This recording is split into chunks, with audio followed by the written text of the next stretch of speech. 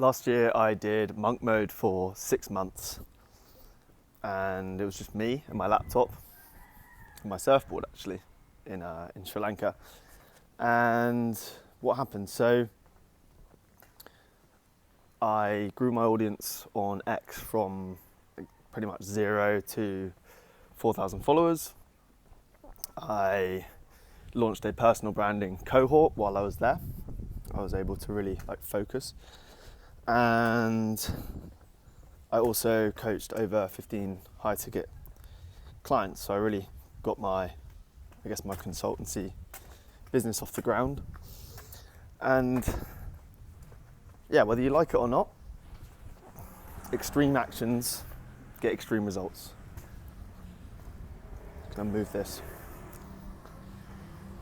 Speaking of extreme actions, yeah, some snus, some nicotine to get the brain going. Anyway, over the last few years, I've tried so many different ways and methods to try and get extreme focus, to try and block out distractions, and I'm easily distracted. I'm very, on Myers-Briggs personality test, I'm a extrovert. I'm an ENFJ, which I believe Michael Jordan has the same personality type. I believe, who else? Martin Luther King. So, some big dogs. Anyway, I tried all sorts of different things to get my focus right, all sorts of mindfulness, all sort of health protocols to try and improve focus. And eventually I kind of realized last year when I was in Bali, I'm back in Bali now, but before I went to Sri Lanka, there was a lot of my friends were around. I was getting, I knew I had to build and focus. And the only time I was really able to make any progress was when I was able to say no to all the parties. Like I say, I am an extrovert, according to Myers-Briggs, just sort of on the teetering on introvert. So I like being around people. And I really struggled to say no to all the distractions. And I realized that the only way to really get things done was to go into an intense period of extreme focus, which, focus is just the starvation of distractions, right? So I tried all these different ways to get extreme focus, and I realized the main problem was my environment. So what did I do? So I decided, I had a visa run. I had to leave the country, I had to leave Bali, and I thought, okay, I'll leave the country quick, and I'll leave the country for a month, go to Sri Lanka, because I always wanted to go there, for some reason it was calling me. And anyway, I scheduled for a month, and I knew I was going to do a monk mode. I was like, I'm going to go and just focus and build and learn and do whatever I have to do, just on my own, pretty much in solitary, in isolation nearly. And I ended up staying for 6 months. Why? Well, the reason why was because I was making so much progress and there was such little distraction there that I was just able to focus on my craft and focus on what I was doing. And that elimination of distraction, like I say, the results speak for themselves. So what I'm going to talk about today is how to do a monk mode, the benefits of monk mode, maybe a monk mode protocol, and then how to create your own and essentially leverage the power of extreme focus. So first of all, how do you do a monk mode? So I've kind of just explained that true focus is the elimination of distraction. Now, you don't have to necessarily go super extreme and do what I did, but you could harness the same kind of results, or you could harness the same kind of principles in your everyday life. Now, here's what I would do. So what I did is I went to Sri Lanka on my own, went to places where there wasn't many people, many Westerners, there wasn't many distractions, there wasn't much nightlife, things that usually take me off the straight and narrow, things that usually take me off my focus. So I guess this principle was, you basically need to go through a season of no. You need to at least get yourself, put yourself in a mindset, first and foremost, put yourself in a mindset where the goal and your mission is the most important thing. Now, how do you maintain that level of discipline? Well, first and foremost, if you don't have discipline by now, you need to learn discipline. Discipline eats motivation for breakfast. So that's what Jocko Willink said. And I couldn't agree more. So you need a certain amount of discipline. And the best way to do that, to stick to your mission and stick to the goal, is to visualize what you want. Visualize the end goal. Feel it, taste it. You don't want to live in the future too much, but if you really want to focus and create something and build something fast and be able to say no to things that you usually say yes to, you need to create a vision. You need to have the end goal in mind. Now for me, I didn't set a time frame, so I ended up getting lost in the sauce for 6 months, but you could say, okay, next 60 days, I'm not going to go out, I'm not going to drink, I'm not going to party, I'm not going to go on dates, I'm not going to spend any unnecessary money, I'm just going to focus on me, my goals, and maintaining all of my energy. Imagine like Dragon Ball Z, like you want to harness all the energy and build it up. I'd even go so far to say is, if you're a man, try not to masturbate. Now that sounds crazy, but I'm not going to go into the whole science and benefits of semen retention, but if you can basically get to a place where you're harnessing all of your energy and focus because you're trying to set yourself on a vision for 60 days, you give yourself a time frame, you're likely to achieve it and you're likely to be strict because you know it's not forever. So that's number one, set a vision and set a time frame with hopefully a baseline level of discipline that you have.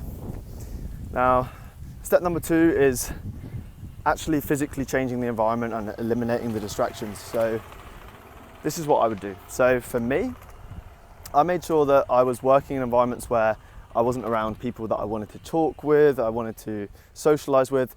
Really, you want to get into environments where you don't know anyone, or at least create an office space. So for me, I used to do my mornings at a cafe that was, most people in the place I was staying in Sri Lanka weren't English. So there weren't many English people to have a conversation with.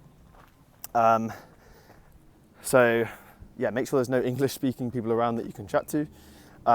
Number two is I woke up early so that I would start work before people started messaging me and stuff like that.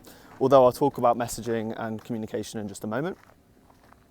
Yeah, and then I would put my phone on flight mode, and I basically say like these next 5 hours with a little break in between is just going to be me going into what's known as deep work. Now, I've never read Deep Work by Cal Newport, but when you block out time to do something and you dedicate yourself to just that task, you'll be surprised what you can achieve. So basically that's a combination of getting into an environment where there's no one around that can distract you, so people. Number two is put your phone on, get up early so you're not going to be interrupted by life. Number three is put your phone on flight mode. Like, your phone should not be on. You should not need your phone for the first few hours of the day. Anyway, like you can do everything on your laptop if you have to, if there's communication. And then the last part is, put your phone on flight mode and basically create an environment where you're not going to be distracted. Oh, that's it, time blocking. Sorry, the last part was time blocking. Block out 4 or 5 hours in the morning for you, for the deep work, for the building. This is really when you're in a building mindset. And in the afternoon, you can open up for calls and teamwork and whatever. Like, life can sort of interrupt you a little bit more. Now, the next way to build your monk mode protocol is you want to, so you have your vision and you've optimized the environment. You now, and also you're eliminating any distractions, you're saying no. The last part of the puzzle really is about maintaining a healthy balance between work and exercise and movement and spiritual health. So I would 100% be doing things outside of the actual work tasks themselves to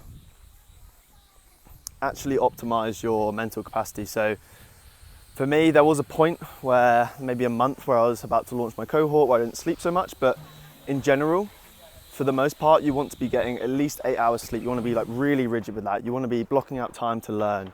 You want to be blocking out time to meditate. You want to be blocking out time, really importantly, to exercise, to go on walks, to move your body, because all of this, basically what we're trying to do is we're trying to optimize our energy and we're trying to optimize our dopamine. So we're trying to harness and pool like a reservoir all of our focus and our energy. And then we also want to be optimizing for dopamine, because dopamine is the molecule of more.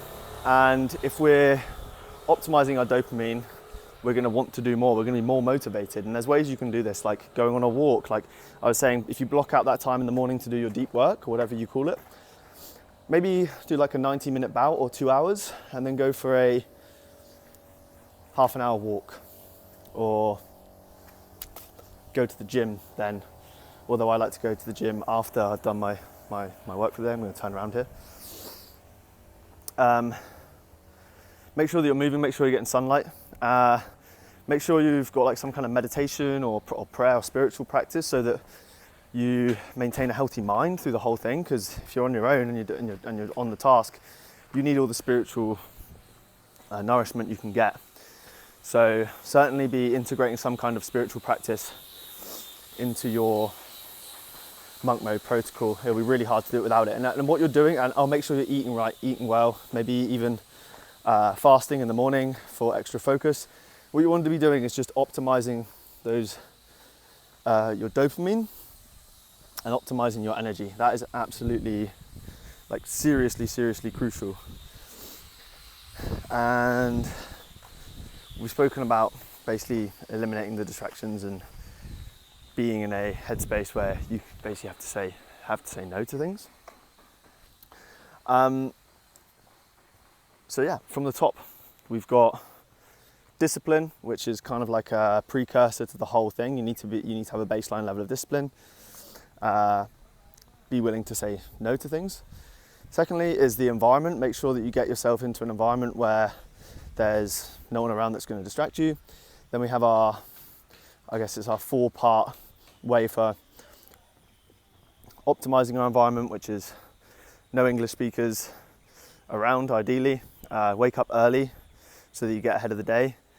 Don't use your phone, like keep your phone on flight mode, and then block out time to do your work so that you can focus on the one thing. Then we want to be optimizing our energy and our spiritual health, and basically and optimizing for dopamine, so by integrating good habits outside of the work itself. And then the last part is pretty simple, but it's pinpointing the lever moving tasks and doing them first. So I generally say that the lever moving task can change from time to time. If you're trying to bring on more clients, bring on more customers, the lever moving task you should do straight away is prospecting and outreaching. If you're trying to build your brand, I would say it's writing content and engaging. If you're, it's called eating the frog. Brian Tracy has this idea that you do the most difficult, most important task first,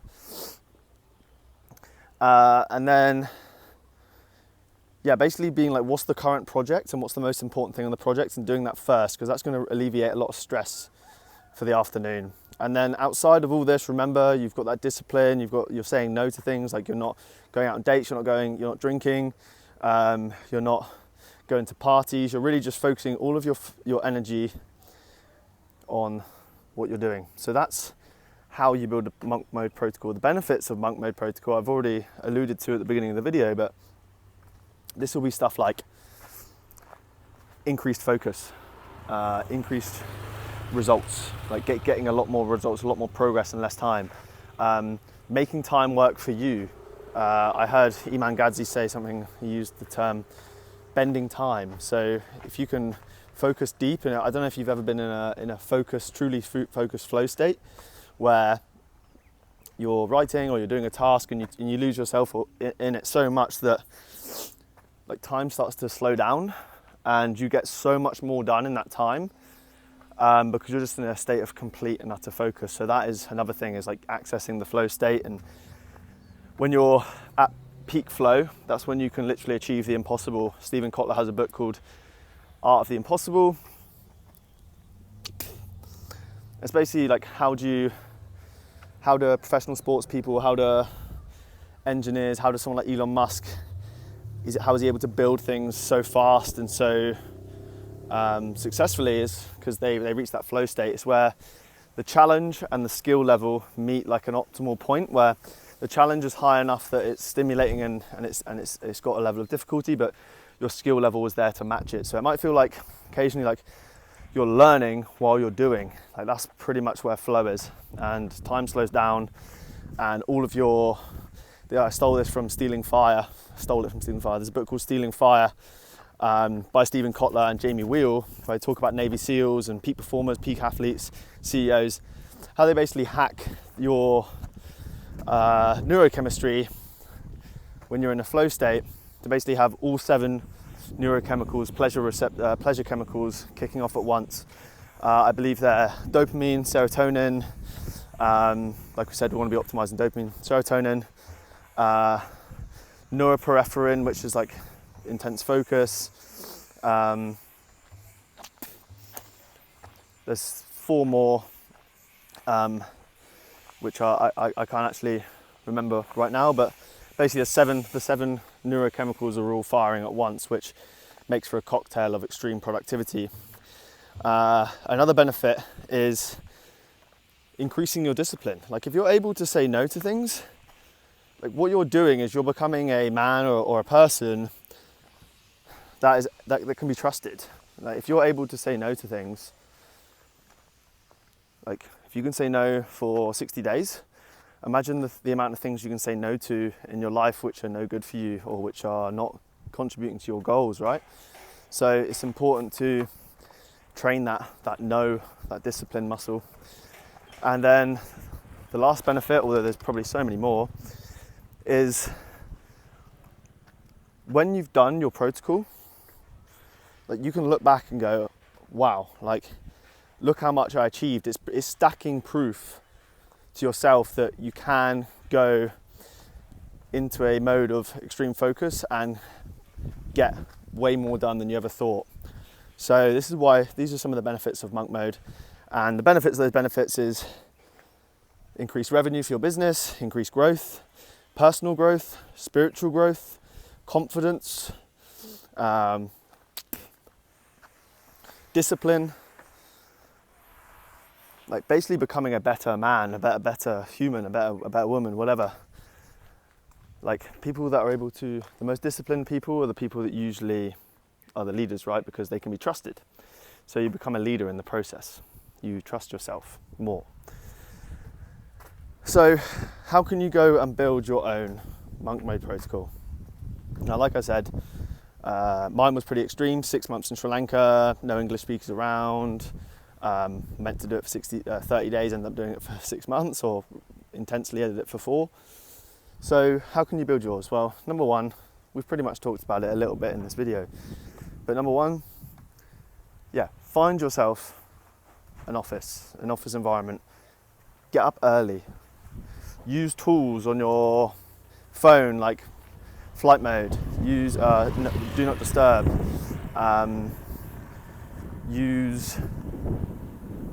You can get different browser extensions which enable you to reduce the amount of distractions you have, pop-ups, messages popping up. Because when messages pop up, and this is why you want to get started early, and this is why you want to put your phone on flight mode, like it's something called entropy, which basically means like as soon as a new idea enters your mind, it starts to sprout. It's like it now is like kind of out of control. And if you're not focused, these thoughts and these distractions multiply very, very fast. That's why I like to do my work in the morning and then do all my sort of like communication in the afternoon, because communication is it's more unpredictable. You don't know where the afternoon is going to take you. Whereas if you get all your work done in the morning, your deep work, you're not going to be stressed about that being done later on because you've got taken all these different little side quests. So the morning is for the main quest, which is building your vision. And the afternoon is for side quests that you're basically working with people and dealing with problems, daily problems. People problems are always the most entropy inducing, because one conversation can turn into 50 messages, or one people problem can turn into a multiple people problem very fast. Make sure that you have an exercise routine. Make sure you have exercise daily. Be walking, get sunlight. Make sure that you have a strict sleep schedule. Go to bed at a certain time, wake up at a certain time. Waking up at a certain time or having a set bedtime is probably more powerful than having a wake up time, because if you have a set bedtime, then the morning sorts itself out. Like whatever you do the night before is gonna show up the next day. So I would say go to bed at like 10 p.m, 11 p.m, whatever it is, wake up early the next day, get to work. And then lastly, just make sure you're eating the right foods. Like don't eat junk. It will make you sluggish, it will make you tired. And we want to be optimizing our dopamine, right? So that's why I want to be exercising, eating the right foods, getting focus, flow states. We want to get all those pleasure receptors, pleasure chemicals of the brain firing. And make sure you identify the highest lever moving task first, and then attack that, so that you're not stressed out at the end of the day because the most important thing hasn't been done. So that's it. That's monk mode. That's why that's my monk mode story. That's how to build your own. That's the benefits of monk mode. That's, you know, some ideas for you to go away and plug into your own monk mode. Literally the benefits are, they speak for themselves. You will experience more growth in that monk mode period than you ever could outside of it. So I'm a people person. I know it's hard to say no to people, but when you say no, people start to respect you more, and you start to put up boundaries, and you start to achieve the impossible.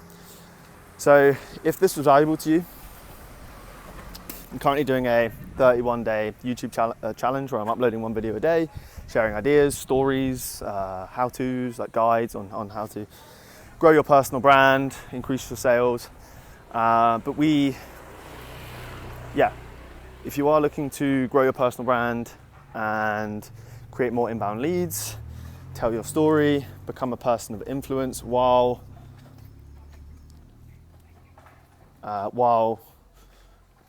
a sales team that we plug into your business, that is plugged into your business, gets to work and scoops up all of your leads. So we create a flywheel of attention, lead generation, and lead conversion. This is something we do. We offer this whole package of brand building, lead generation, and customer acquisition as a productized service, which we are currently using to help 5 business owners, CEOs, and creators grow their businesses, grow their brand online so that they can acquire more customers, scale their brand on autopilot so that they don't have to lift a finger, so they can be making money from a beach while gaining their influence online and becoming a thought leader. So if that's something that's interesting to you, or if that's something you want, there's a link down below, a Calendly link. Click on that, speak to our team, see if we can help you, see if it's a good fit. It might not be, but it might be if it's something, if you're seeking freedom and more time freedom, more financial freedom. This is really something that we're very proud of and very proud to offer our customers. So yeah, that's it. Click that link down below. If you aren't interested in that but you like the video, give it a like, give it a thumbs up, and subscribe, of course. I'd be most appreciated. It means more than you know. So that's it. I will chat to you tomorrow.